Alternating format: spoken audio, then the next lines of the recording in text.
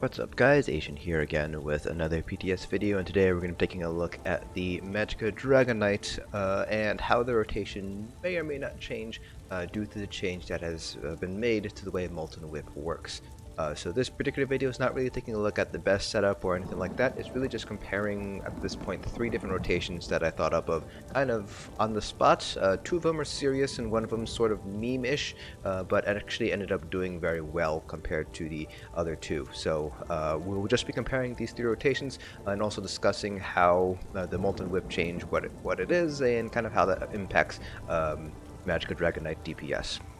So before we kind of get into the actual numbers, I do want to discuss this Molten Whip change. So Molten Whip on live right now just adds a flat amount of spell and weapon damage while it's slotted to all of your Ardent Flame abilities. Now on the PTS, the change is on that very bottom text on the flavor text. So while it's slotted, whenever you activate a different Ardent Flame ability, you gain a stack of Seething Fury, which increases the damage of your next Molten Whip by 33% and your weapon and spell damage by 125 for 5 seconds. This effect can stack up to 3 times. So basically what this means is this kind of changes things a little bit with magDKs, because for magDKs right now it's either going to be Molten Whip or Ellie Weapon as your spammable. Now with the change to Molten Whip, it does seem like Molten Whip is going to be your primary spammable. Elemental Weapon might end up dropping out of favor here because of this new Seething Fury proc. Now it seems to act very similarly to the way the Nightblade's Merciless Resolve and Unrelenting Focus works, in the fact that when you do a different Ardent Flame ability, so either Burning Embers, Engulfing Flames, Unrelenting Grip, or Flames of Oblivion, you will gain a stack, and when you decide to use up all the stacks and use your Molten Whip, you'll lose all the stacks and you have to regain them all over again. So this introduces the interesting question of how is this going to impact stamDK rotations, how is this going to impact magDK rotations. So I kind of touched upon a little bit with the stamDK rotations already, in the fact that you aren't really going to be using Molten Whip, instead you'll be slotting it, but that does end up eating a slot on your front bar here. So that was our previous video taking a look at the main spammable for stamDKs. This particular one, we're taking a look at rotations for the magDK, because now this is our spammable, we kind of have to see whether it's worthwhile gaining those stacks of Seething Fury and using them once we get them.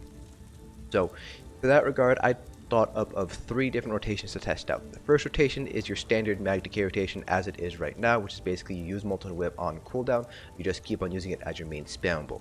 Not much of a change between Elsweyr and Wrathstone. The second rotation I took a look at was actively minding all of my sort of op times and using Engulfing Flames, very similarly to how stamDKs might use Noxious Breath as their spammable. I used Engulfing Flames with my spammable and made sure to use Molten Whip on every time I had 3 stacks. That was the second rotation I used. Third rotation was a little bit started off as a meme, but actually ended up doing very, very well. So that was actually using Unrelenting Grip as our spammable and then using the Seething Fury whenever we got our 3rd stack going. So the kind of mentality behind the Unrelenting Grip rotation is the fact that it returns magDK when you can't pull your target, and because all bosses are pretty much immune to pull, you're basically getting free damage. It's 6,000, in this case almost 6,000 damage, essentially for free. So that was kind of the idea behind running Unrelenting Grip. A couple of people in the toxic rating environment, the Discord, thought it'd be kind of fun to see whether you could do something like the Unrelenting Grip as your spammable and using it in combination with the new Molten Whip changes, and it actually ended up, like I mentioned, actually doing fairly decently well. So the build that I decided to test on was obviously on a magDK. The gear pretty much stayed exactly the same across all 6 of our tests, so we did 2 tests for each of the 3 different rotations on the raid dummy, because that just helps standardize all of our buffs. So the build that I used was, I used 2 pieces on, 1 medium, 1 heavy, and then I used 5 pieces Perfected False God's Devotion on the body, and then on the front bar I had Spell Strategist, Precise Flame Damage Enchant, and Infused Weapon Damage Enchant. So that's kind of the setup that I used here. There is one change that I made, actually 2 changes. So the first change is the enchant on my head was a magDK enchant when I was using Unrelenting Grip as a spammable, because with Unrelenting Grip, basically my spammable is free. So that enabled me to use blue food because I didn't have to worry as much about my sustain anymore. But for the other two rotations where I used Molten Whip as my main spammable and Engulfing Flames as my main spammable, since both of those do use magDK, I ended up using a max health glyph on my head, and I used Clockwork Citrus Fillet instead to make up for that additional sustain that I needed. Now I used the health enchant on my head because Clockwork Citrus Fillet did get nerfed in 5.0.0. They did bring the max health value down a little bit, so I did decide to use that max health enchant in order to make up for that loss in health from Clockwork Citrus Fillet, that nerf. So pretty much everything else remained exactly the same. So I used the Shadow Mundus. I was a vampire just to get the additional regen here, and my CPs were pretty much your standard magDK CPs. So 75 Arcanus, 75 Tenacity, then 61 Elfborn, 64 Ellie Expert, 22 Spell Erosion, 9 Sap Expert, 66 Master at Arms, and 48 Thaumaturge. So pretty much your standard magDK setup here. So let's go ahead and take a look at the numbers, and we'll take a look not just at the DPS, but I also want to take a look at the sustain as well, because that's kind of the drawing point, I should say, of the Unrelenting Grip rotation. So here we have all of our rotations and our parses here. So these first two parses was when I used Engulfing Flames as my spammable, with the idea being you use Engulfing Flames as a spammable and use Molten Whip when you got that third proc going. So that ended up pulling 74.4k. Now, before you guys kind of discuss, well, what did the target dummies bugged as a 5.0.0? Yes, I know, and I did reset the dummy between each parse, so these parses are accurate. I did reset between every single parse. So 74.4k, and then I did 73k here. This is with Engulfing Flames as our main spammable here. Overall, not that great when you compare it to the other two rotations. So this next one is using just Molten Whip straight up as a spammable. We didn't bother stacking Seething Fury at all. We just used Molten Whip pretty much all the time. We got 76.1k and 77.1k. Again, this is the Molten Whip spammable. And finally, for Unrelenting Grip spammable, we had 77.2k and 77.6k. So it does seem like, as memey as it might seem, and as unrealistic as it is, Unrelenting Grip as a spammable is actually pretty viable on the magDK. It's pretty much comparable to using Molten Whip as your primary spammable. Engulfing Flames, on the other hand, doesn't seem to be doing as well as Noxious Breath is on stamDK, so I would not recommend running Engulfing Flames as your main spammable. So we will be taking primarily at Molten Whip as a spammable, and then Unrelenting Grip as a spammable. So one thing I do want to point out here with Unrelenting Grip, there is a slight advantage to this because our max magDK is going to be a little bit higher because we can use blue food.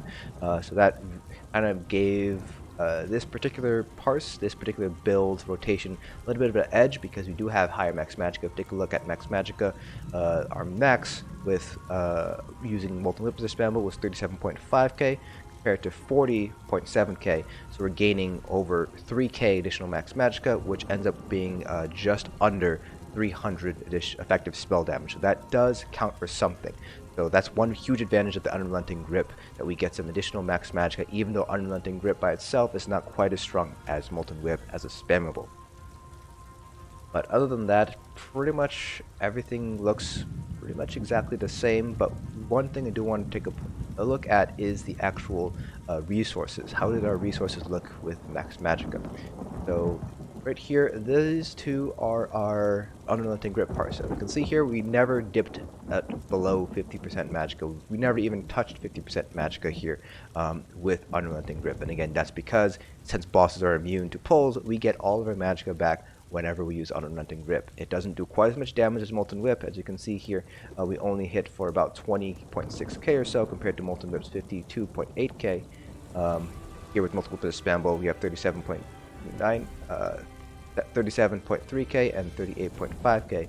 So Unrelenting Grip certainly is not hitting quite as hard, but because of that magDK return, we don't have any sort of issues with sustain. And this is with blue food as a vampire, so this is something that I think really needs to be really emphasized here. If you use Unrelenting Grip as your spammable, you will not have any sustain issues.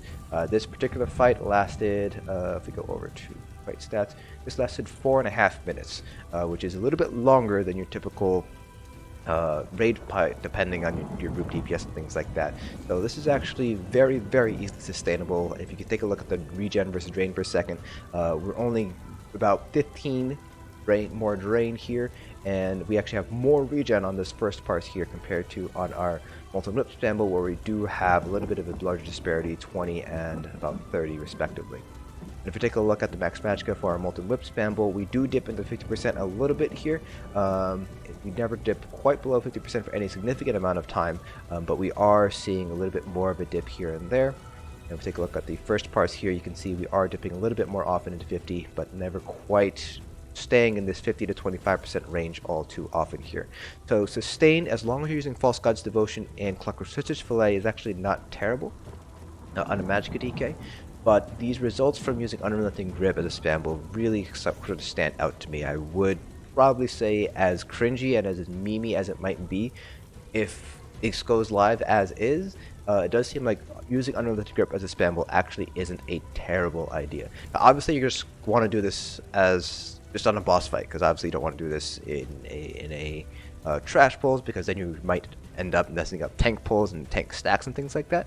But for boss fights, go ahead, go wild with Unrelenting Grip, because you're not going to be chaining anything in. In fact, on some fights it might even be more beneficial, because now you can help chain things in for the tank, so the tank can focus in on focusing on just on the boss, for example. So this is definitely a very surprising result here, especially for me, which I expected this to be at least 5k less than using Molten Whip as a spammable. So I'm a little bit surprised here, but hey, I did the parses, and while I'm not the best DPS, these results have kind of been supported by some other parses that I've seen as well. So that is it for this video. Hope you guys found this informative. Let me know whether you are going to be using Unrelenting Grip as a spammable for your magDK. Again, this is just the first week of the PTS, so things might change, and if things do change, then I will obviously retake a look at this again. So thanks for watching, guys, and I'll see you guys in the next dungeon.